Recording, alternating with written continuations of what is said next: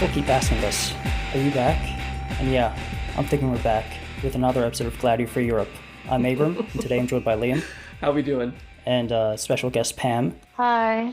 And today, we're going back to the dawn of a new millennium via a long-forgotten 2002 movie, Simone. If you haven't seen this movie, don't bother. It's a nothing movie. It's also a movie you can't really spoil, so don't worry about that, because the movie is the premise, and that's it. The premise is a Hollywood director, played by Al Pacino, faces a crisis when his lead actress quits the film. Luckily for him, a genius programmer hears of, his predicament and gives him a piece of software to create virtual actors, or factors. And he uses that software to create Simone, the perfect actress. He completes the movie, a success, and, it's great. It's a big deal for him. And then, there's like an hour and a half of sitcom hijinks of him trying to hide the fact that Simone isn't a real person. And that's it. That's the entire movie. Yeah. And then along the way, he starts to develop some strange, not exactly romantic feelings for this imaginary person. Then he starts to resent her for being more successful than him. But by the end of it, it's kind of like Pygmalion for the information age. So, what do we think of this movie? Yeah, it was pretty bad. The dialogue was awful. Watching the beginning was such a slog because they do that thing where, they have the characters, say context of, what they're doing when, no one in real life would do that.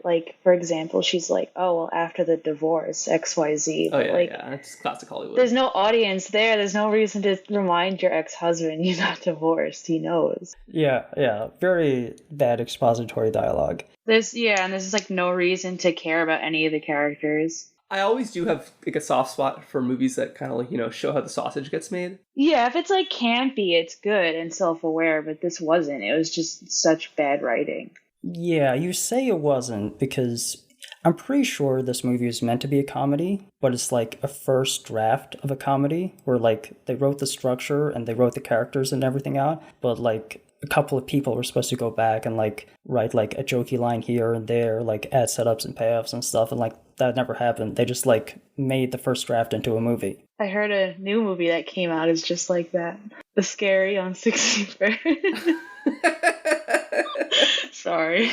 I would not be surprised if it turns out that Dasha is also a fictitious amalgamation of various other celebrities. She kind of does have a Dasha era when she's smoking and cursing. Mm-hmm. I definitely didn't hate this movie. I think that it wasn't... I don't think it sucked, but I think it wasn't... I can see why it's forgettable, why it really didn't leave much of an impact. I think it's a pretty good idea on paper, and I'm sure that... I wouldn't be surprised if the first draft was a lot stronger, but clearly along the way, it lost really any amount of charm that the original script might have had. And because they tried to make it a comedy without having any jokes, it was just tonally really unpleasant to watch. Because when you know it's supposed to be a comedy, but it's not funny, you just feel completely unsatisfied. And then I think that really they wanted us to care about the kind of more thematic implications about what does it mean, to be a performer if you don't really exist. But that's not the kind of thing that audiences will actually care about. Especially like you said, Pam, we don't have much reason to care about these characters. You know what we should have also watched? We should have watched that Disney movie Pixel Perfect.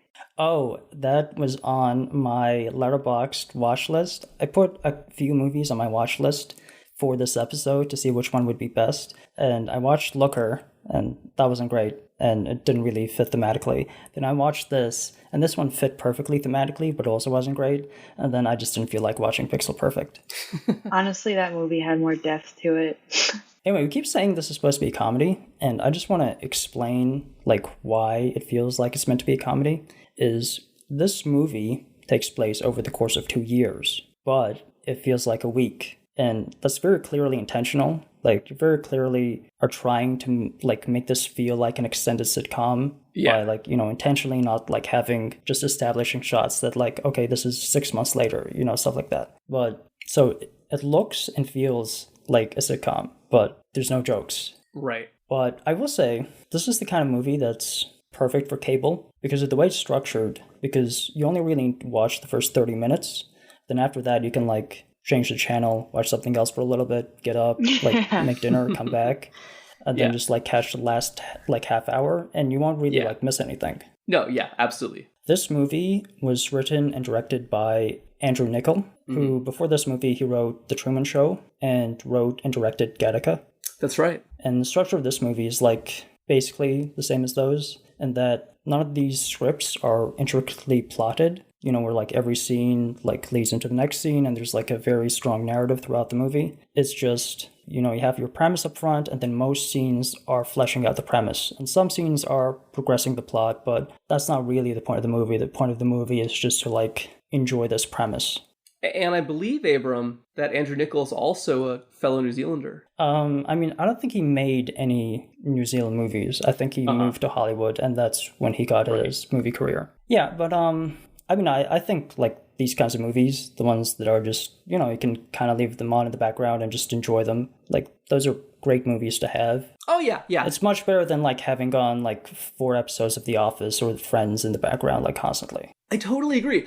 And the thing is, like, we do need mediocre movies, because in the absence of them, we just have more and more remakes and more really low quality original streaming thrillers. This is definitely the kind of movie that I don't think could be made today. It would either be a TV show where they'd stretch out the premise even worse, with probably even less interesting characterization, or it would be a lower budget Netflix original, which would probably be even a worse product than this. It would have been more interesting if they just made it like a contemporary version of A Star is Born. Mm-hmm. At least like have that structure to it, and then like she has to die or something instead of the actual ending, which is really stupid. Well, as we'll see, she does kind of have to die. Yeah, the like conflict of the movie is pretty stupid. You're right. Well, let's get into that. Okay, so let me just explain the main events of the movie. So, as I said, Al Pacino plays the director. He makes this movie. His lead actress, played by Winona Ryder, just like leaves in the middle of production. Then he gets this piece of software, and then like he finishes the movie with Simone. I think that the most dated aspect of this movie is the central problem. It's the idea that, this one actor is so important to the movie that the studio can't survive if they have to recast her. I don't think these days that's the case at all. I think that film studios are such bigger enterprises than they were 20 years ago that if, like, Scarlett Johansson walks off, it's no problem to find somebody else. Yeah, I think the main thing is the movie in this movie is basically like this movie in that Simone, this movie, had a budget of $10 million. And the movie that Al Pacino is making in the movie is also like a low-budget movie. Right.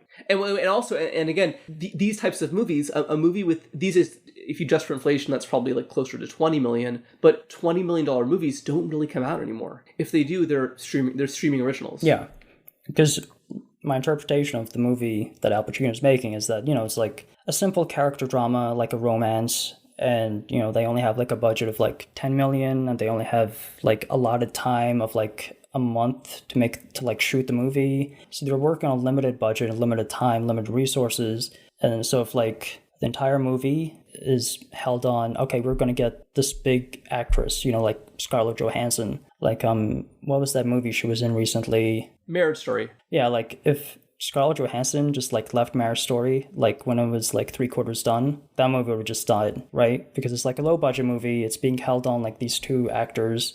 If one of them just like leaves in the middle of production, they probably aren't gonna figure out how to like, reshoot the movie or just like get a new actress or yeah. I mean, she should have done us the favor. I think it depends. I think it depends on what kind of movie it is. I guess you're right for a small movie, but there are cases of actors being replaced pretty deep into production. With that recent movie that came out, that zombie one on Netflix, they had the Zack Snyder. Yeah, Delia. And then Army of the Dead. Where Chris D'Elia was digitally replaced by Tig Notaro. Yeah. I think the most famous example that I can think of an actor being replaced is that, like, halfway into the production of Back to the Future, they recast Marty McFly, which is insane. They had already filmed half the movie with some other actor. Yeah, I think that's definitely the most famous example. I mean, in like low budget movies, like B movies, that happens a lot because they're just terrible jobs to work at. So a lot of times actors will just quit, and then a lot of those movies just like, I mean, the production just falls apart and that's it. But sometimes they actually manage to either recast or just like finish the movie with like just behind the headshots or something, just like be creative. Yeah. But usually in like a professional picture, that doesn't happen. Especially because, there's like contracts and shit. You can't just like leave in the middle of a movie. Mm-hmm. Yeah. And I also, to take a step back here, this is because, like you mentioned earlier, we just kind of brushed by, he is approached by this feverish inventor who tells him that he has this invention that can solve all of his problems after the first actress walks out. And then Al Pacino realizes that this man eventually dies out of the blue, and in his will, Al Pacino is bequeathed, which is, as we find out, Simone. That guy dies. He, as Liam just said, in his will, he leaves this piece of software. Basically, it's a piece of software where all Al Pacino has to do is sit in front of a computer, like, he waves his hand, the Simone character waves her hand, he speaks into the microphone, Simone's voice says those words back to him. So, obviously, if you've ever done any kind of, like, 3D modeling or animation work, you understand that it's a lot more involved than is being depicted in this movie. It's kind of like an aggregate of all these other celebrities. When you see him scrolling through, he can click, let's get a little Audrey Hepburn here, a little Grace Kelly there, to build the perfect actress. That's why it kind of reminds me of the Pygmalion story, of the ancient Greek sculptor who creates this sculpture so beautiful, he thinks she's more perfect than any real woman and falls in love with her. His relationship with the 3D avatar is kind of weird. Yeah. Like I said, it's almost romantic. It almost gets into her territory. Yeah, he's kind of in love with it, even though, again, he's the one who's speaking the words that she's saying. Like, we see him. He, like, says it into the microphone, then she says it back to him.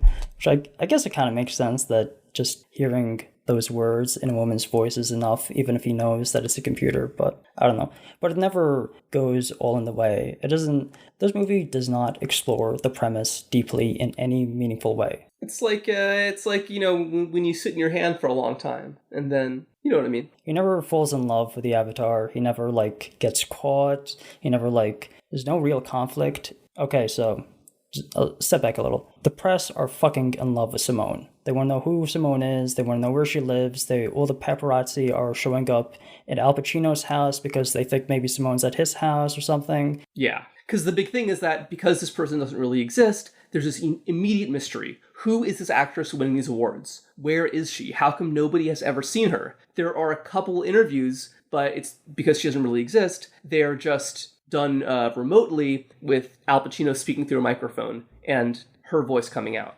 Yeah, she doesn't do the typical press junket tour. Like, the press never gets to interview her. Like, she doesn't go on, like, The Tonight Show or anything like that. She doesn't, and also because she isn't real, they make a second movie and she's never on set. And, he says that, she's just gonna do her scenes herself and then we're gonna get a body double to do some other pickup scenes. It was just like, the effect, obviously immaculate, because if you haven't seen this movie, it isn't a 3D render. It's like an actual actress who's playing Simone. Who, as we might get to later, ends up marrying the director. The concept of the movie is that the effect is supposed to be immaculate, so everybody's completely convinced this is a real person. I should add, it's Australian actress Rachel Roberts, who, funnily enough, hasn't really done much else. She's not an actress, she's a model, so... Yeah, the funny thing is, and her voice sounds just like Al Pacino for some reason. She kind of looks like Cate Blanchett, if Cate Blanchett was like a makeup model. I was thinking she looks like if Jessica Chastain was a supermodel instead of an actress. Let's talk about Simone herself. So, Liam just said, she's played by a model named Rachel Roberts. Very pretty, a little bit toothy. I said Jessica Chastain, also maybe some hints of Toni Collette in there. She reminded me of Naomi Watts, but also a little bit like Angelina Jolie. But yeah, she does. I noticed that too. It was good casting because she definitely looks like a mashup of a bunch of different actresses who were popular at the time. She looks the way that a fake song in a movie feels. Like, like in a movie, like, you know what I mean, right? Like, yeah. Or like a fake movie. They just ran her through Face App like 20 times with a bunch of different actresses, and that's how they got her. That's why it's very good casting. Roberts, at the time, was an ad model, usually like in skincare and like fashion magazine and like TV ads. She was quite young too. I think she's only like 23 at the time. She doesn't look like a leading Hollywood actress to me. Like, she just fundamentally does not look like when I think leading Hollywood actresses, I think, like Cate Blanchett, which she kind of looks like, but I mean, usually the leading actresses are pretty, but like not cover girl pretty. Right. Yeah, she definitely has like an uncanniness to her, and also her mannerisms too, which was a nice touch. One unfortunate thing about this movie for her is that because she is playing a computer program and not a character, she doesn't really have a real performance. So everything we see is deliberately stilted, so this actress doesn't have a ton to work with. I mean, she gets very little screen time as well. Like, she's not a real character in the movie. She's just, like, exists on the screen. We only see her where Al Pacino's, like, going to a secret computer and, like, using the Simulation 1 software. She talks like she's always filming like a Neutrogena commercial or something. Because she's a model, like you said, so that's like her only acting, like, experience is short stuff like commercials where... Yeah, just like reading ad copy and looking directly into the camera. Initially, she wasn't credited in the movie because the studio wanted to keep her identity a secret, like Al Pacino was like trying to hide Simone in the movie. But, you know, nobody gave a shit about this movie when it came out, so that didn't accomplish anything. But yeah. How she looks, though, is interesting to me because she was a successful model in this era, in like the 2000s era, and that meant being conventionally attractive in a way that's pretty, but like not cute, just look like a, you know, a mature adult woman and attractive. But over time, that changed, right? A few years later, like, I don't know, 2009, 2008, there's a much greater emphasis in having very unique looking models Yes. rather than conventionally attractive models. Well, I'm admitting here I'm like a complete outsider to anything involving fashion or modeling, but what I have heard was that around this time the big buzzword was approachability. It was kind of an extension. It was a little bit similar to the push towards representation and diversity, because it basically opened the doors toward people who were not the type of people who were traditionally on magazine covers. But initially, it didn't mean like a woman with rosacea, like you might see today in a magazine. It meant a woman who just is a little bit funny looking. Yeah, that funny looking is the perfect way to put it, because at this time, there was a lot of models that had a particular quirk about their face that made them look odd. Yeah. Because that oddity, with the right clothes, hair, and makeup, makes for a very striking photo. Yeah. This is why Chrissy Teigen is a household name. There's a lot of other examples. Miranda Kerr is kind of funny looking. Winnie Harlow, I think, is probably the most famous one that comes out of this era, because she's the black woman that has vitiligo. Oh, okay. Like around her face and around her arms. Yeah. Well, I think it's just people are so used to, like, we're so used to now after the 2000s Photoshop and everything and plastic surgery that we can attain the perfect face. And now it's like those little oddities, like you said, that's not actually something you could attain with plastic surgery easily. So that's why models like that are more sought after. Yeah. There's a lot of models that just have like a slightly odd head shape, like maybe their chin is extremely pointy, or they have, you know, ears that stick out, or just maybe eyes that are slightly further apart than you would normally expect. One particular detail that makes them stand out, especially like if she's walking down a runway, or you're, you know, in a magazine ad, you're just flicking through, just like, oh, what's this? You know, like a striking visual. Most of them aren't household names, of course. That's why we can't name them, because usually models retire like 20 years old, so they never establish themselves. Sad. Winnie Harlow is like a household name because she's like one of the few models that manages to break through and become a supermodel. You know, becomes like somebody who can actually have a long-term modeling career rather than just... Right. You say sad. It's not sad. Like, you know, it's like this thing you do in your like late teens, early 20s, you know, travel the world, like do fashion shows, and then retire and you get a real job. Like it's a great thing to do in your youth if you can. But yeah, around this time, you know, early 2010s, on Tumblr, partially inspired by this trend of unique models, there's a trend to draw unique looking characters. Of course. I'm sure basically everybody listening knows exactly what the fuck I'm talking about. So usually it's like just drawing a face with like details you never see. Yeah. I think the most famous is the bright red nose. No, actually... The Hamilton edits. Oh, so yes, you mean more... Yes. Oh, okay. I see. A different type of... I see. Okay, yes. So what I mean is drawing characters with unique characteristics that you don't see. Usually the people drawing these are watching a lot of anime. So like first thing they did, like all of them did, was okay, I'm going to draw a character with dark colored skin. That's going to make my character stand out because literally everybody else is just like drawing white anime characters, right? Right. But, you know, if you're scrolling through the Tumblr dashboard, eventually you just see, okay, everybody's doing this. Yeah. So I got to do something else. So, you know, Yeah. you got to keep innovating. So a lot of things were like, okay, freckles. Nobody draws freckles. Okay, like a facial blemish, a big nose. Yeah. Girls never had big noses in these illustrations. Or thick eyebrows. Weird fish-shaped mouths. Yeah, or a gap tooth.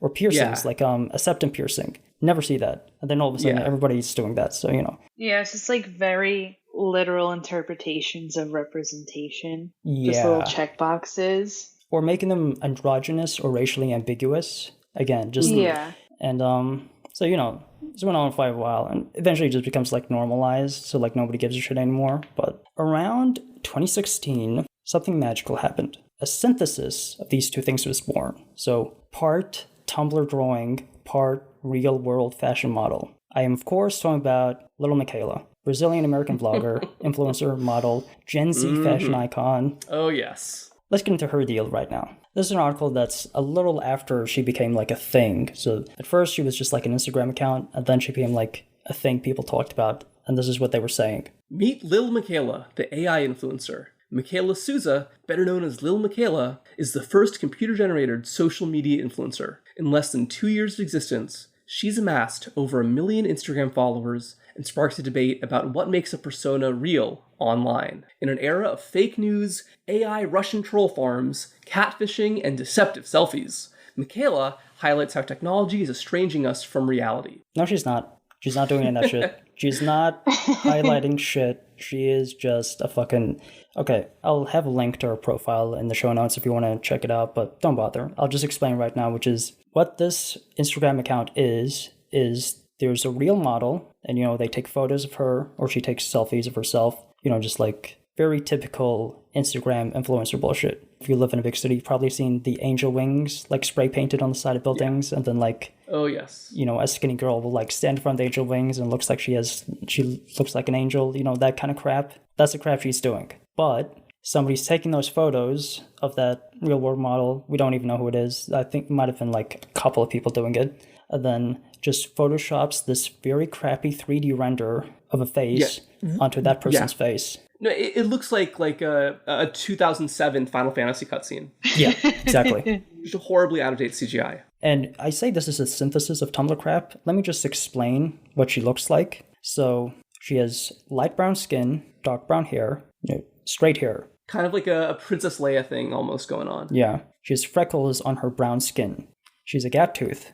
She has like a wide-ish nose, like an African person's nose. Yeah. And straight hair, again. So she has like light color eyes. So this is like the Tumblr thing of making it representation and also as racially ambiguous as possible. Yeah. No. She's basically kind of a pornified fantasy of diversity. Yeah, because technically somebody could look like this. Somebody could have dark skin and then full of freckles and also dark brown hair instead of black hair, and it'd be straight. Yeah. You know, straight hair and also like a wide nose. You know, like technically this is possible, but not bloody likely. And also, it's the most cynical type of representation imaginable, because not only is this character, I guess she's ostensibly Brazilian, but although she's not identifiably part of any particular marginalized group. But then moreover, the fact that she's not a real person means no actual marginalized person is benefiting from this. It's completely hollow. She has big lips, I guess. Well, not detailed, but yeah. I mean, of course she has big lips. Everybody has big lips on Instagram now. Yeah. I think the best, like, the funniest comments I saw on YouTube when I was watching her videos were that they're saying that she reminds them of, like, the Barbie YouTube videos that the official Barbie account makes. And it's true, like, her mannerisms and the way she talks, it's very, like, you could definitely show her interviews and everything to a kid, like a 12-year-old girl, and they'd be totally fine with it. And even her aesthetic a little bit with how they designed her is kind of safe, like she's a Barbie doll, which also adds to the uncanniness and like makes it like it's hard to know who is she really marketed towards. Like, is she for younger kids or for like adults? Because it's just like so safe with the branding of all of her. Oh, I think the person who looks closest to Lil Miquela is that racist girl from California who said that this black kid stole her phone. Okay, so basically, I'm a 22-year-old girl. Racism. Oh, that one. Oh. Yeah, she does. Okay. No, that girl is whoever she is. That's the closest thing to a real Lil Miquela. Okay. Yeah. Okay. I definitely see it. That'd be really funny if they faked a little Michaela scandal and like someone found quote unquote old tweets of her and she had to make an apology.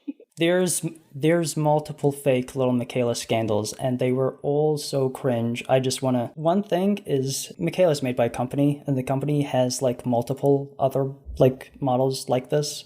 There's one that's like a white woman, and she's supposed to be like right wing. Oh. And one time there was like a thing where she hacked Miquela's account, and then like I don't know.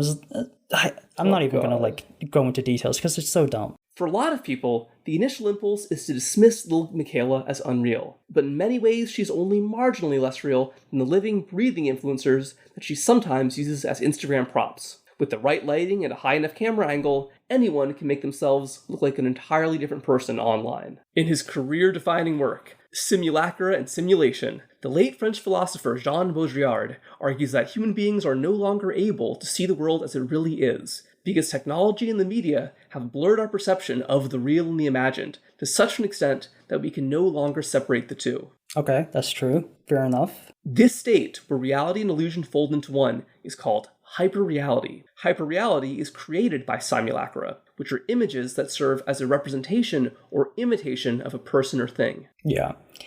I want to say something here, which is in a lot of early comments for Miquela photos, people are saying, oh, this is a real girl, this is a real girl. And your initial reaction to those comments is like, oh, these people are idiots. What the fuck are they saying? Yeah, I don't... How could you think that? I think what they're trying to get at is the fact that this is clearly a photo of a person where the face is edited. And they're kind of saying like, no, this is a real person. These are her real photos. She's just like editing her face. Later we realize that like, yes, that is a real person that's in the photos, but it isn't like a singular person managing this account. It's a company. Right. And have you heard the theory that there's this, that her face is based on some British model? I have heard that. I mean, I don't know. It just looks like a Tumblr illustration to me, so... Okay. The only reason I'm mentioning it is because the model in question, she's a British woman named Emily Bador, and she's white. And I'm only mentioning this because I think this again reinforces how it's such a cynical and I would say offensive attempt at representation. Because if they really are basing this model on this white lady, what they're doing is they're just taking a white person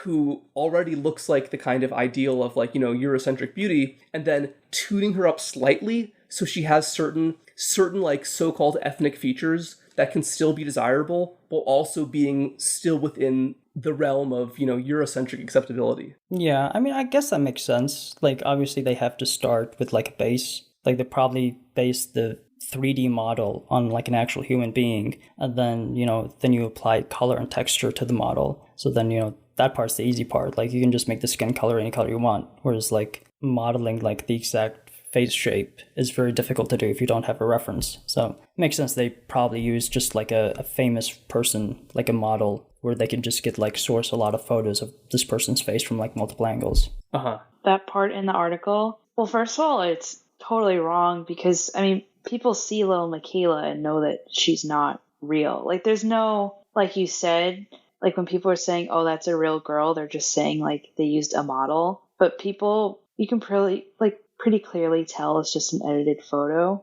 If anything, I feel like that it's a way more interesting comparison or analysis applied to say to someone like Lana Del Rey or Poppy. Because when Lana Del Rey first came out, people were like, oh, like, is this a persona? Is this really her? Like, right, yeah. Lizzie Grant, like, who is she trying to be? And this is people not understanding that she's doing a persona. It's not her trying to say that's her. And if anything, when pop stars do that, that's way more of an interesting take on the role of a pop star, like, because we all know to some extent, like, there's a record company telling them to do what they need to do. So when you take something like Lil Miquela that's so literal, it's just like, it only offers like a surface level, I guess, like, look at what it means to be a pop star that's just never actually that interesting. That's why like all the comments for Lil Miquela videos are just like, this is so stupid. She's obviously on like multiple platforms. I scroll through her TikTok. I guess she has like a lot of TikTok views. She's got obviously a lot of Instagram views, but you can ratio this bitch on Twitter like so easily. Like I did it once. Like I got like 10 likes on a reply to hers, and she got like 8 likes on her tweet. So it's like, feel free to dunk on this bitch afterwards. Yeah, and then that's just like the problem with concepts like Lil Miquela or the movie Simone, is that like this isn't a shock to anyone that like, oh, like celebrities are fake. Like it, like it's just like Yeah. you didn't like, no one was like, oh, now I didn't realize that. Like it's if anything, it's more interesting to analyze, say, someone like Demi Lovato. Yeah. And be like, how much of this is authentic or them trying to promote something? Well, that's why it's funny that they bring up Baudrillard, because, like, I haven't read too much Baudrillard, but I do think it's very funny that he thought one of his most famous insights is saying, oh, you think Disneyland is fake? What if I told you all of America is fake? Yeah. It's like, I am 14 and I'm very smart. Yes. I'm just going to preface this before we get further into this article, is that last 3 paragraphs are about Guy Debord. Oh, yes. Okay, I'm more into Debord. Okay. I mean, I should say I am into Debord, and it's just that hearing this name referenced in an article about this crap is... Oh, yeah. Yeah, it's pretty funny. Yeah. It's like a college essay, just trying to like sound so smart. Well, I think that's definitely a very unfortunate trend in, I would say, late 2010s till now mass media. Oh, yeah. Or at least like online journalism is just trying to shoehorn in philosophy references in like the most banal culture pieces. Yeah. Everyone feeling they're way too qualified for what they're doing. There was a great Clickhole article about this. Uh-huh. Clickhole or Onion, I forget, but it was just like, girl freed from her captors, but are any of us free, really? Yeah, exactly. Yeah. Well, yes, I think the French do have a lot to answer for bringing that to America. And speaking of, in his seminal work of critical theory, The Society of the Spectacle, Marxist theorist Guy Debord argued that stars, spectacular representations of living human beings, project this general banality into images of permitted roles. As specialists of apparent life, stars serve as superficial objects that people can identify with. Yeah. I mean, Pam said this about superficial. This was something I kind of wanted to say in the True Detective episode, but I just never got the chance, which is that one of the reasons I don't believe in things like secret societies going on in the background that we don't know about is that our culture is so superficial that I just don't believe anything can exist below the surface. We want there to be depth. We want there are things to be existing in the depths of our society, but nothing can. We are just the most superficial society there is. And obviously that's like because of capitalism, neoliberalism, just like none of us have the fucking time to do anything, but yeah. Yeah, no, I agree. Well, yeah, to go back to that episode, if anybody listening now remembers that, True Detective often involves sex trafficking rings, which obviously in real life do exist, but in real life they tend to be not so mystical, not so occult and satanic as depicted either in the fantasies of QAnon or in a TV show like True Detective, because there really was a sex abuse network involved in the city that was the basis for the second season of True Detective, but instead of being guys in robes doing satanic ceremonies, it was that a guy working at a school was taking sexual advantage of the teenage boys there. And the guy was just the son of the city manager. Like, I feel like real life evil is very rarely as flamboyant as we want it to be. And when there is that flamboyance, it's really only just window dressing. Like so much of occultism in the 20th century was just a way for elites to bond with each other. Like, there's a lot of overlap, I would say, between what Aleister Crowley was doing and what proto-fascist groups like the Thule Society were doing. They were just different stripes, different colors of upper middle class weirdos, usually very right wing, finding different self-important reasons to get together and talk about how cool they are. Yeah, and to bring this back to Little Michaela, and why, for whatever reason that I cannot fathom, is so successful, is just that nobody gives a shit anymore. Yeah, and she has something like 3 million Instagram followers, which isn't enormous for Instagram, but it's still a pretty high number. Yeah, it's just nobody gives a shit anymore. Like, that fear, that satanic panic fear, that fear of, like, things hiding in the shadows. Obviously, there is still QAnon and people believe in that, but for the most part, nobody believes in it because at this point, we're just so completely accustomed to the fact that we are a very surface level, superficial society and nothing exists in the depth. We know there's nothing more, so we don't care. Well, if anything, I think it's kind of the opposite with Little Michaela. I mean, especially with Zoomers, I think they grew up with social media, but they don't know anything else. And like to see something like Little Michaela, where it's trying to make this commentary about how dependent we are on social media and everything, and images, and like a persona you project online versus what you are in real life. I think like those are both the same thing to them. It's all blended together where like it isn't a spectacle to them anymore. It just is life. Like especially you see this on TikTok where like kids or teenagers are so obsessed about like following trends and like all these filters and everything and fashion, and like there's no concept of a preteen anymore because kids are just on YouTube all the time that they see makeup tutorials and fashion and everything. They start to dress like they're 16 once they hit 12. I think it's just like all this has been blended together for younger people that it's like they're like, why are you commenting on this? Like, I don't care. I've already accepted that this is how life is for me. Like, this is my normal. I don't know what anything else, how it's supposed to be. Yeah. You guys remember, I think it was November 2020, there was a monolith discovered in the Utah desert. Of course. Oh, yeah. Of course, yeah. And no one cared. Yep.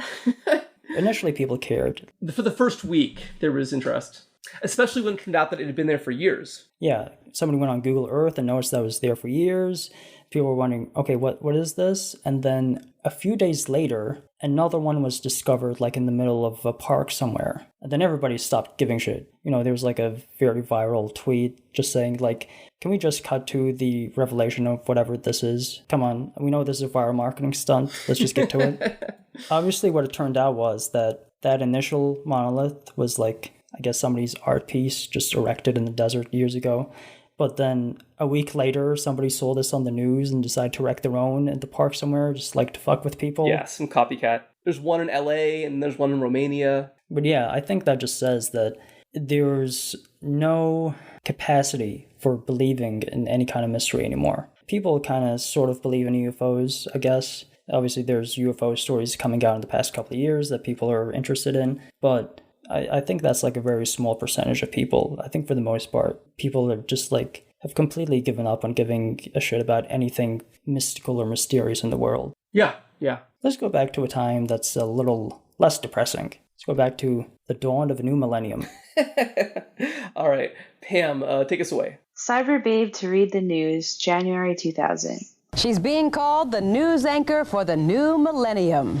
Coming up, we're going to be talking about a computer-generated news anchor. Yikes! It is coming your way, but can people really be replaced by a virtual anchor? Ananova displays the personality her creators hope will captivate 21st century news consumers. A Cyber Babe modeled on a mixture of Posh Spice, Kylie Minogue, and TV presenter Carol Voderin is set to become the world's first virtual newscaster. Computer-generated character called Ananova will be able to deliver the latest news over the internet when she is launched later this year. This movie, Simone, came out in 2002. Simone was playing on things that already existed in real life, which I'm pretty sure nobody under 20 would realize, or even people under 25. Like, do you remember when this was the thing going on television?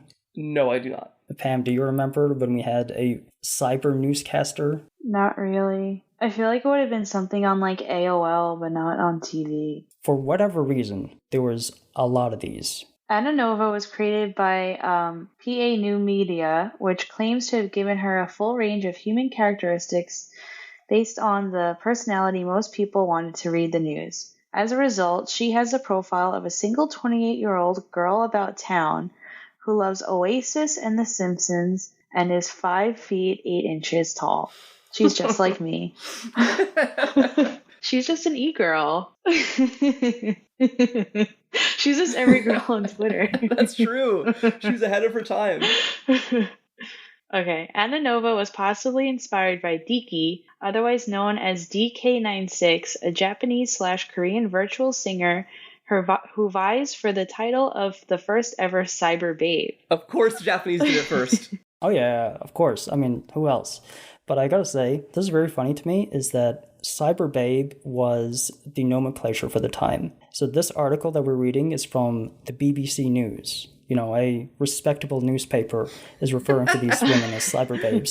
That's hilarious. Later, we're going to read one from the New York Times, which says the same thing. Yeah. I'm sure when people tried to Google cyber babe, they really loved the results that came up. Well, that's a very kind of 2000s cultural artifact, too. Like, I remember the big kind of proto-Gamergate in, like, 2009 was when E3 finally banned the booth babes that used to be outside, like, every game. Oh, yeah. Yeah, they're basically Booth banned babes. from all conferences because they're just like, honestly, the reason is they made a lot of the nerds uncomfortable. Like, obviously, a lot of the nerds like looking at them, but a lot of the nerds are just like uncomfortable around like beautiful women who are just like quick to smile at them. Wow, no, I thought it was a respectability thing. Wow. Okay, where was I?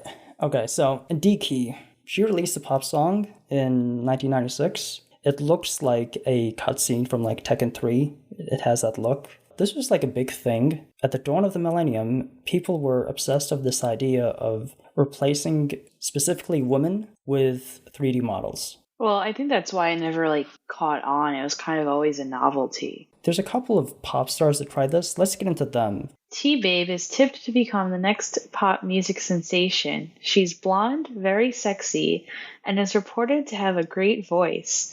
Her supermodel looks have already caught the eye of Vogue magazine, which has booked her for a forthcoming issue. So yeah, a 3D model in April 2000 is going to be in a Vogue magazine. That's just like how into this everybody was. God, that's awful. DK's cyber sisters include T-Babe, a virtual artist created in the UK by Glasgow Records. T-Babe is credited with inspiring a new genre of music called cybo-funk. Bite me, 20 of the hottest women on the web. Gosh, that's kind of cool, isn't it? I've never even taken my clothes off. In 2002, Entertainment Weekly named T-Babe the IT Cyber Pinup of the Year. Virtual pop stars are so perfect and so pristine that they make the actual pop stars up the ante. They have to, because Hollywood has to try even harder now to manufacture an even more perfect girl. I'm Googling her now and she looks awful. Oh. She looks like, what's that like really dumb Flash game that people make fun of that it's like you're having like dinner with a couple that's like breaking up? Yeah, oh my god, yes! That's what she looks like. Oh, no, I can't. Abram, you know what we mean, right? Oh my god.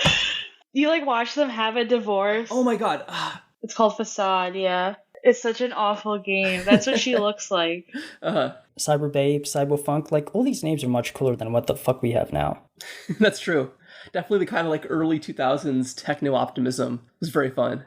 Yeah, that optimism completely gone now. Yeah. Oh, absolutely. No, I'm sure it was totally connected with the whole Euro optimism thing, with the end of the Cold War, you know, just the Clinton era in general, pre 9/11. End of history. Yeah, end of history. Only T-Babe now. I mean, I gotta say, this podcast is completely pro Fukuyama. He was completely right about everything. Yeah, it's true. It's true. T-Babe's biggest rival is Germany's virtual star, E09. Oh, it's a dude. Isaias is a man. So Germany had one of these too. So there's one in Japan, there's one in UK now, and now there's one in Germany. You have 4 of these operating at the same time, which is interesting, you know, all in the same year. Yeah, it's kind of funny how like there's a weird optimism to all these articles because if anything now today, the biggest concern is like deepfakes, which I mean is a lot more insidious in its intent and usage. Just kind of using someone who already exists to make it seem like they're doing something they're not. rather than creating a whole new persona in person. Yeah. Have you seen the Tom Cruise account on TikTok? Oh yeah. I've famous, seen that. yeah. Yeah, I saw the other day, Blackpink edits. Someone did a deep fake of Jennie to make it look like she's doing a TikTok dance, and all the comments are like, why did you do this?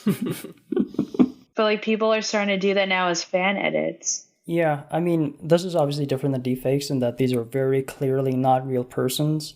Kind of supposed to like replace real people. Yeah. I mean, it's the same intention, trying to control or manipulate someone to do what you want. No, I would say it's more trying to replace a real pop musician or actor with like a digital copy. Like just kind of erase the need for a real human being from the equation. So then, Right, because a human could object to something you want them to do, but if it's a robot or something, someone totally not human, they can't object. You just program them to do what you want them to do. And then going back to Lil Miquela, like that's why like the whole authenticity thing is so weird, because it's so clearly like, at least if someone say like Selena Gomez, you're like, okay, maybe she had some say in what direction they wanted to take her career, for example. But for someone like Lil Miquela, it's like, well, Lil Miquela has no agency. Yeah, so she can get sexually assaulted and it doesn't matter. Yeah, which is a totally weird thing to say, to apply the concept of consent to a robot or AI or whatever she is.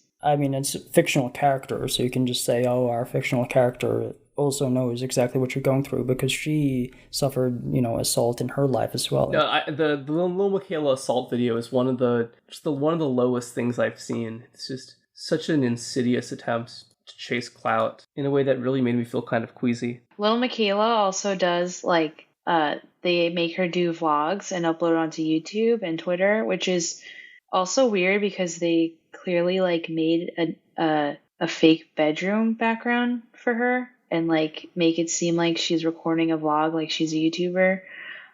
So in 2019, she had a vlog where she talks about her quote unquote sexual assault, which a lot of people got upset over. So this one article by Paper Mag says, in the clip, Miquela begins by detailing a supposed scenario that's unfortunately all too familiar experience for many women who use rideshare apps. Anyway, I called a rideshare because we love a sustainable, budget-friendly moment. The car pulled up outside my house, and I'm getting in when I'm immediately gagged by the smell of jasmine air freshener mixed with old man farts. The only save was my Queen Dua on the radio and the foamy Malibu coast. But then I noticed the other rider wouldn't stop staring at me.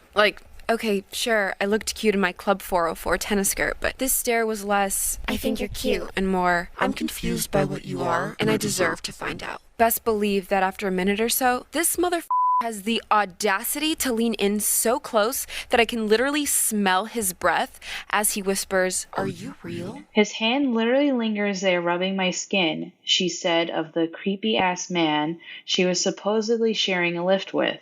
Miquela then went on to say that it felt like he was threatening me, before saying that he pinched her and proceeded to make a gross, sexually charged comment about down there, which led to her getting out of the car in the middle of the 101 freeway. So, not only is this, a gross appropriation, you could say, of the trauma of assault, but it's all ultimately a marketing thing, because it goes back to the fact, the whole "is she real" kind of, gimmick. Yeah, it's really odd to think she's experiencing a special form of misogyny because she's also not real. That prompted him to touch her. I just want to be in the boardroom meeting that oh god, means tested this story and was oh, how can we make this so relatable, but brand her more. It's just so odd. And of course, people on Twitter got so upset and were why are they making this fanfic of her? Yeah, that's what I want to know. Would Don, Peggy, or Pete pitch this?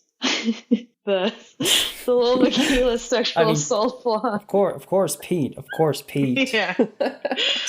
Pete would pitch it, and then both Don and Peggy would just be like, "What the fuck is this?" Yeah, but then it would mirror Peggy's life later in the episode. Oh yeah, where someone touches her leg. And it's you're really an executive. And and then it would obviously end with Dawn actually having an affair with the CGI character. And Sally saying how she's a big fan. Yeah. Oh, God. Comes home after having sex with his computer, and then Sally is wearing the same haircut as little Michaela, and then he deletes her off the hard drive. Mm-hmm. It's Her, the movie Her, but it's just Dawn Draper. In Mad Men, I think it was when Dawn went to California and Harry takes him to like a Hollywood party. That's when he meets Simone, the actress who plays Simone. She's like in Mad Men. It's just like one scene. Right, yeah. Just like gives 2 lines. Yeah. Yeah. The maiden form ad, you're either a Simone or a little Michaela.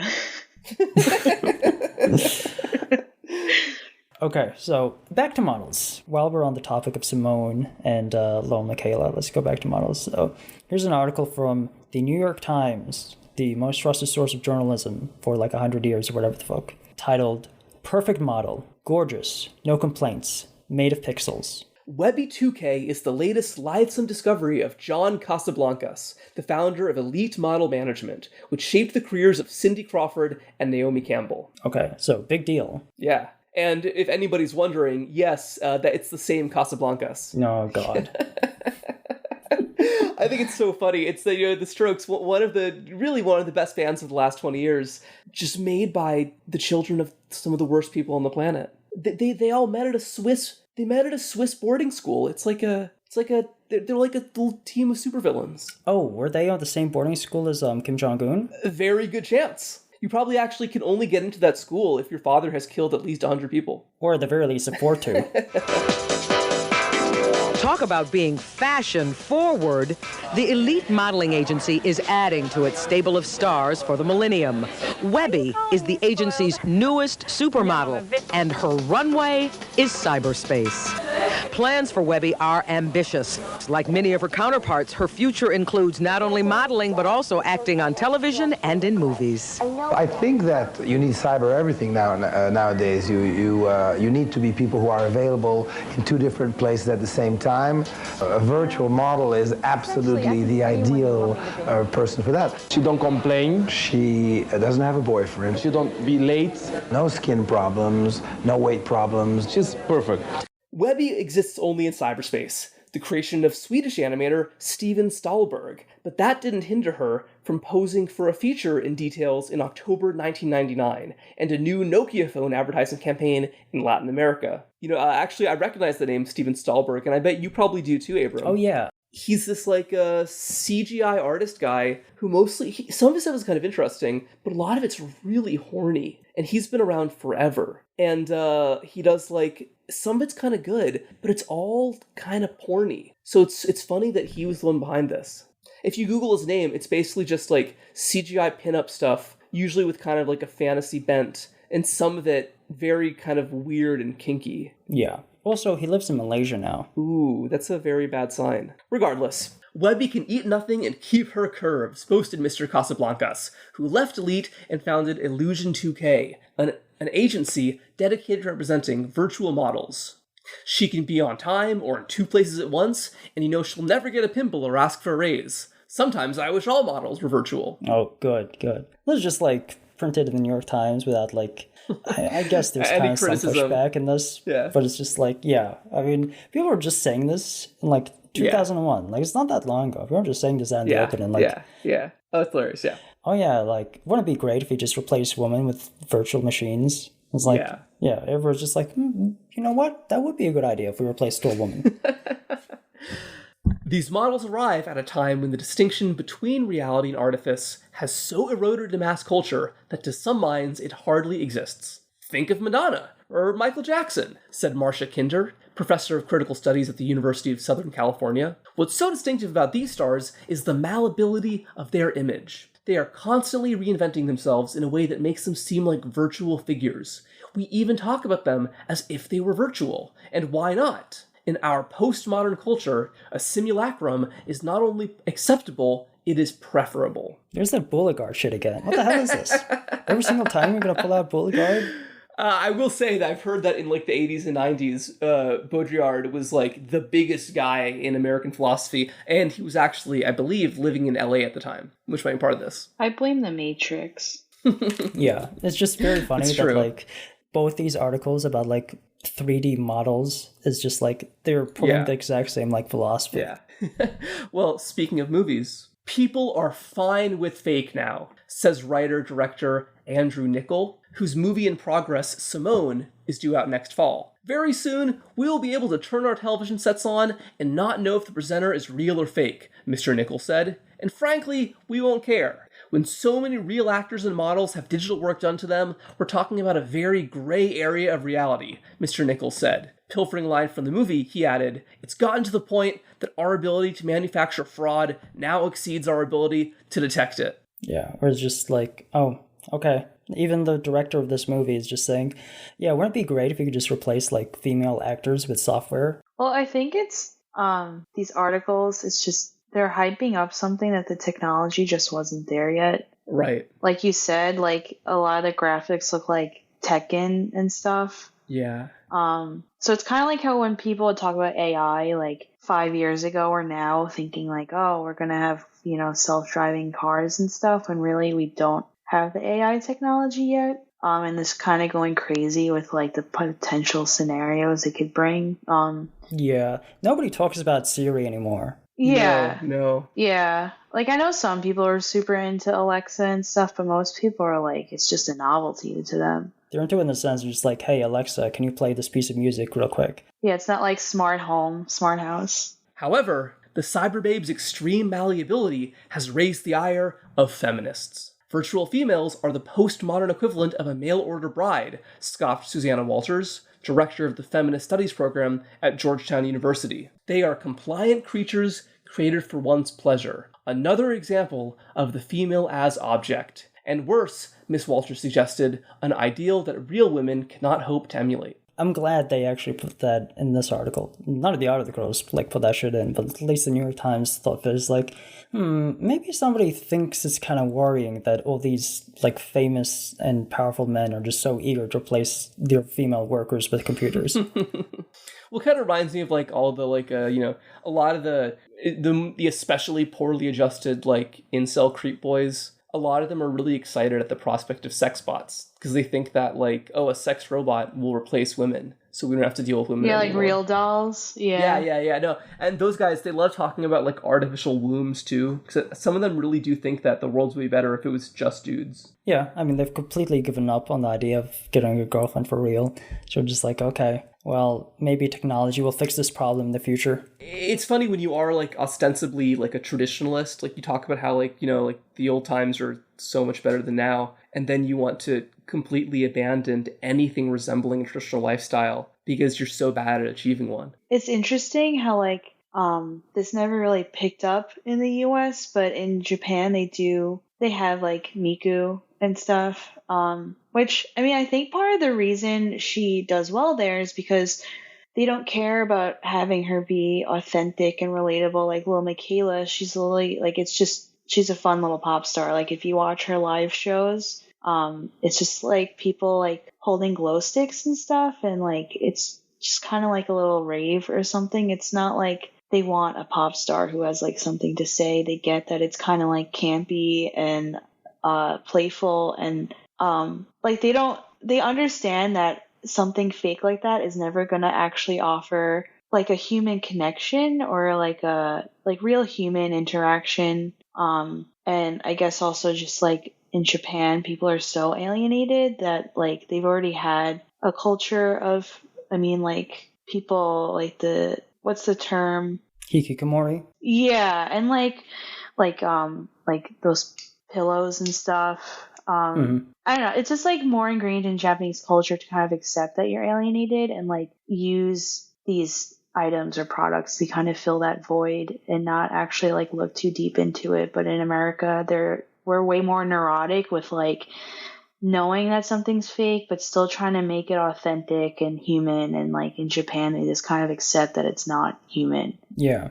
they accept that everything is a product and everything is a transaction. Yeah, like they're way more nihilistic with it. Yeah, we're desperately trying to cling to the last remnants of authenticity in our culture. Yeah, but they've kind of accepted that that's gone. Well, I mean, I think what makes it easier for them there is they actually have a very rich culture, a very rich history, rich traditions and aesthetics, and just like, so even though like in your day-to-day life everything is just a transaction, everything is just a product, Japan still offers you more like spiritually, I guess. I think the trick about American culture is, although it's true, we're pretty bad at most things, we do low culture way better than anybody else.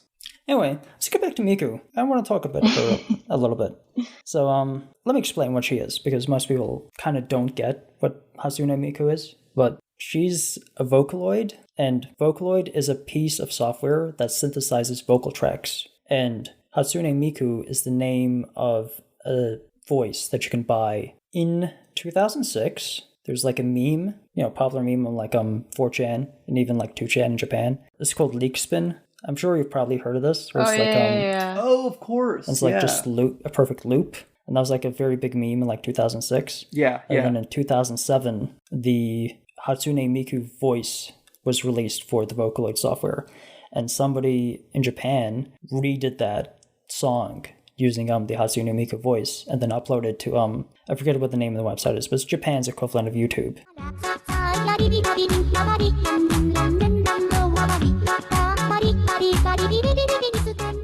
And that became like the biggest video on the website for that day. And that's like what made Hatsune Miku like a star, a household name immediately. Yeah.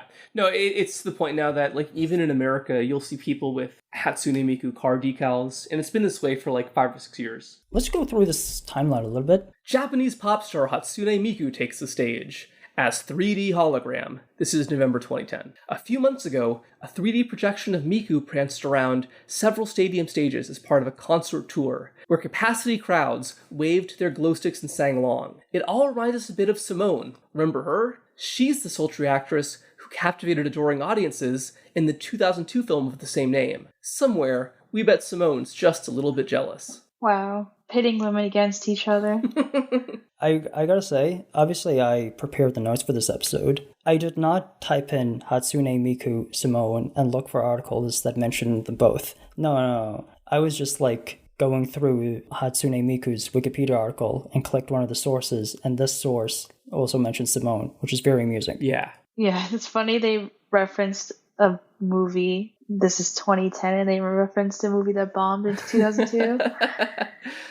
I actually, I forgot to mention this. We didn't come up, but the venue in the movie Simone, where she has her big performance, is actually where I graduated a month ago. Oh, interesting. It's pretty funny. Yeah, the LA Memorial Coliseum. Yeah, but in the movie, yeah, she's just a hologram, but she's a hologram to hide the fact that, she's not a real person for the people. It's very interesting that, in the movie 2002, there's a hologram of Popstar giving this big concert, and then like really less than a decade later, like this is in 2010, 2008, 2009, they had a hologram of her performing live in Japan and like Malaysia and stuff. Interesting how quickly that became a reality. Yeah. One reason why Hatsune Miku is so successful and why those shitty artists that happened in the 2000s were failures like immediately is that Hatsune Miku is a commercial piece of software. Like you can just buy the software and make a Hatsune Miku track, right? In the 2000s, when this idea was first being formed and multiple companies were doing this, there was the one in Japan, there was the one in Germany, there was the one in the UK. All of those failed because in all those cases, it was a company that developed the software to like make the 3D model and also wanted to manage the content. So they realized they could make the software, but they can't make good music. They can't make good content, so the company just like collapsed. Right. Whereas in Miku's case, it's just like, we're just going to make the software, and then talented musicians are going to buy it, use it, and that's what's going to make us successful. And that's why Miku's so successful. That is just to say, the idea of a virtual like pop star, it was always a good idea. It's just the first people to give a crack at it just like failed spectacularly because they couldn't deliver. She became like a huge deal. In 2011, she was the face of the Toyota commercials in the United States. Yeah. Introducing the new 2011 Toyota Corolla. Refresh styling, 35 mpg highway rating, available Bluetooth technology and wire for MP3 players.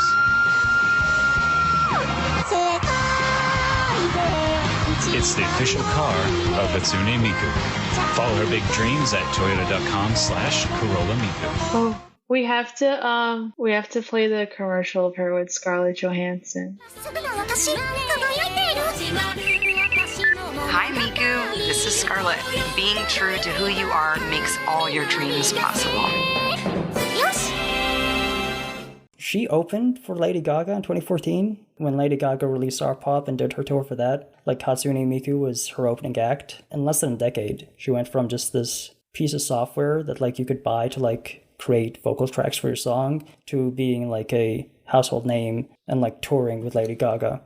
Do you think we should mention we probably have to, if we're talking about Hatsune Miku, we probably should mention the Dominoes thing, right? What was the Dominoes thing? Oh my god, Abram, you surprised me. I think it was probably in 2013 or something, the CEO of Domino's starred in a commercial advertising the Hatsune Miku app in Japan. It was an English language commercial advertising this tie-in program. Hello everyone, I'm Scott, president of Domino's Pizza. Have you heard of Hatsune Miku? Today I'd like to announce a new collaborative project featuring Hatsune Miku. Domino's app featuring Hatsune Miku. Based on Miku's image, the Domino's app changes its appearance. A lot of music and illustrations produced by Domino's crew are here. From the menu to the order, it looks very cute, just like Miku. Once your pizza's delivered, have some fun with Miku. Oh my god. Oh. So what do you think about Vectors? Virtual actors, as they say in Simone. Well, yeah, they've been talking about them for so long now, and it still hasn't really taken off. But hey, it certainly might. I mean, it absolutely has. You think so? I guess the closest we've had is, like, you know, bringing back Princess Leia in that one Star Wars movie after the death of Carrie Fisher. Well, Star Wars specifically did it 3 times. They brought back Peter Cushing for Rogue One. Tarkin. They brought back Princess Leia, and they brought back young Luke Skywalker for The Mandalorian.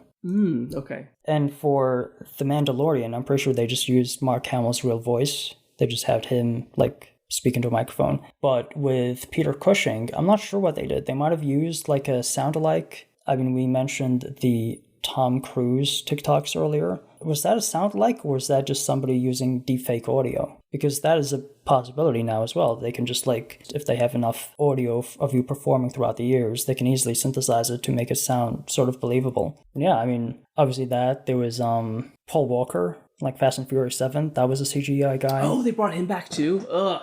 I mean, that was just, like, he died, so they brought him back for the very ending, like a send-off. I guess the highest profile, like, Vactor kind of stuff has been those Michael Jackson and Elvis hologram performances that people pay money for. Tupac hologram at Coachella. The Tupac one too, yeah. No, yeah, that's kind of especially, that's like especially grim. I mean, they did it twice for Arnold Schwarzenegger in Terminator Salvation and Terminator Genesis. They, like, made a digital young Arnold, because obviously Arnold had aged so much by then. Yeah. I feel like if you're still alive, it's not as grim. You know, if it's like The Irishman doesn't really rub me the wrong way, the same way that bringing back Carrie Fisher does. Starring Al Pacino. That's right. All comes back to Simone. Yeah, I mean, in Terminator Genesis, the old Arnold Schwarzenegger, as well as the, like, CGI young one, were both in the same movie, so I guess it's okay. It's like the same with Tron Legacy. They had a completely fake young Jeff Bridges, but they had also regular Jeff Bridges in it. And I know a lot of people at the time were a bit unnerved by the not so developed tech. Yeah, I think that's the first one where they really replaced an actor because there were instances beforehand, but they were like special effects, or they weren't like a full-on actor. Like Tron Legacy is like full-on, we're replacing an actual human being, which is a completely digital thing, in like what is otherwise a live action movie. What I think is the funny thing about like The Irishman is that we know what those actors looked like when they were in their 30s. they don't look anything like how they do in that movie. I mean, yeah, the movie looked good, but I guess there's still like it still looks like they're airbrush in every single frame, you know? Yeah, definitely. But yeah, I don't know. Final thoughts about Simone, or just replacing human beings with digital copies. I think, Pam, jumping on again your point about the tech being too early, I think this is a movie that came too early. Because in 2002, when Simone came out, there was a little bit of that whole, like, the T-Babe stuff, or whatever it's called, early virtual online performers. But it wasn't part of the consciousness at all. There wasn't really this possibility that we do have today of these virtual characters overtaking real stars. And I think that just makes the film not as believable as it would have been now. And because it's not really a successful comedy, it's just this sort of half-baked thought experiment that at the time didn't seem that compelling. Yeah, it was sort of techno-optimism, if you can kind of say that, because it was like... Yeah. It's like imagining what we could do with this technology. And obviously, what they're imagining is basically replacing like human work, like human labor with technology. So maybe it's like a little dystopian, but still sort of optimistic about it, tone-wise. It's still like, isn't this cool? Isn't this neat? Isn't this great? Like everybody was really into this shit. So that's why it had that tone. It's like how in the mid-2000s, also, I was a child at the time, which might have, warped my perceptions, but I feel like robots were a really big deal. I remember I guess it was the Honda robot, Asimo, was like... Oh, yeah. Really well known. Remember Smarter Child? No. Oh my god, he was my bestie. Tell me more. He was a little AI robot you could talk to on AOL and AIM. There were a lot of AI chatbots. Well, do you remember the subservient chicken in like 2004, 2003? One of the first big viral marketing things was, I guess it was like a Burger King campaign where you could do like a chatbot kind of thing with like a low res video of a chicken, and then when you type certain keywords, it would play footage that made you feel like you were having a conversation with like a real person in a chicken suit. I remember how exciting I was for viral marketing campaigns. Oh yeah. Oh god. Cloverfield, obviously. Oh yeah, and I remember the Halo 3 one was so famous. Some guy almost died in a hurricane because he was trying to do an outdoor segment of it in Florida when Katrina or Wilma was about to tear through his neighborhood. Yeah, I don't know. I don't know what to make of this. I mean, I kind of hate it. Do you guys remember the Audrey Hepburn chocolate commercial from 2012, 2013? I don't think so. It's the same kind of thing. Okay. They did a completely 3D recreation of Audrey Hepburn, and it looked perfect. It looked seamless. It was just why are you bringing this 50 years dead actress to do this chocolate commercial? This is going to be the thing because we're so tied to remakes that we're just going to keep bringing back dead actors. At first, we would never kill off an intellectual property. Now we're never going to kill off famous actors.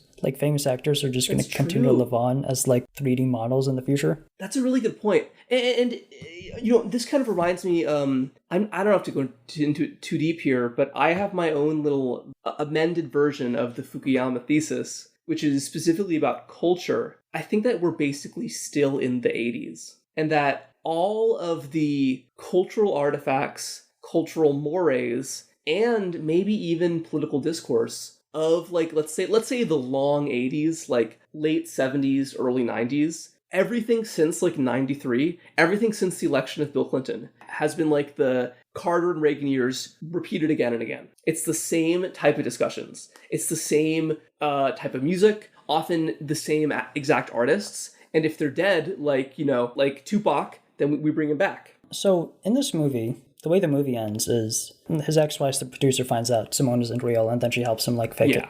Whatever. Final scene, he's sitting on a couch in front of a green screen. His ex-wife is controlling Simone. So it's finally have two people so he can be in the same shot with Simone at the same time. But this isn't movie, 2002.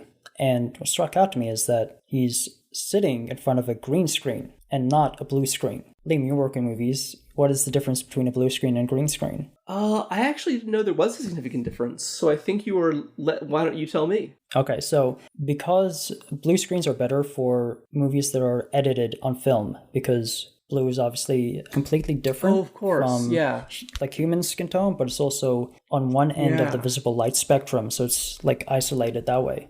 Whereas green is also, completely opposite of like human skin tone, but digital cameras pick up more green light than blue light. So around the turn of the millennium, Hollywood was editing movies on computers rather than on film. So they moved from blue screens to green screens to make that process easier. No, I did know that blue screens were used earlier, but I didn't realize why there was that shift. Yeah, but of course, movies around this time, like the Matrix movies, were using blue screens. The Star Wars prequels were using blue screens because that shift hadn't occurred yet, even though those movies were obviously edited digitally, But it speaks to why this movie looks contemporary, because, throughout all of Hollywood history, when you watch a movie, it kind of looks like the period that it came out, right? Because everybody in Hollywood is like a freelancer. So because you're constantly moving from job to job, there needs to be a kind of like standardization of how to make a movie. Everybody kind of needs to be on the same page of how to light a scene, how to shoot a scene, how to stage your actors,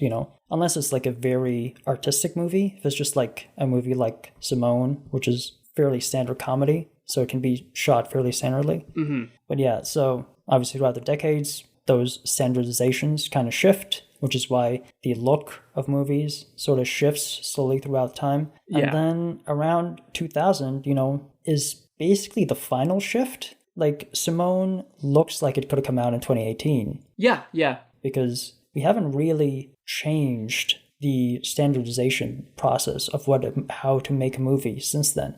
Like, we kind of just came to this one and said, you know what? This is perfect. This is what we're going to do now. Yeah, there was some kind of aesthetic shift in like the late 90s. And then I would say ever since Heat came out in 95, every movie has basically looked like that. Yeah, I mean, again, if a movie is very artistic and wants to do something different with visuals, obviously there's plenty of examples of those. But any kind of like a romantic comedy or, like a very simple low-budget character drama or something like that, usually are all going to look basically the same because everybody just kind of agrees this is how we make movies now. And again, kind of like end of history stuff where it's just like, yeah, things aren't changing anymore.